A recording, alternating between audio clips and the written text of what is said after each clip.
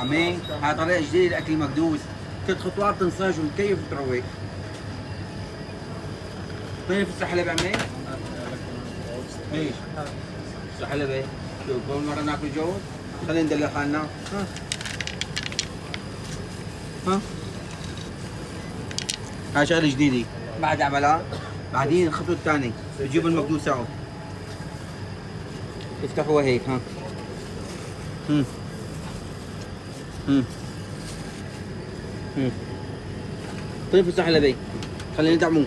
اليوم عندنا ضيف غالي كثير كثير جاينا من تركيا، ابو احمد. صور لك احمد ملك العطورات بالعالم.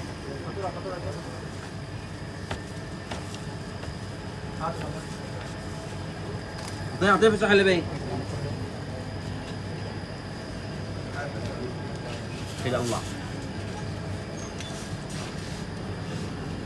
هات خبز.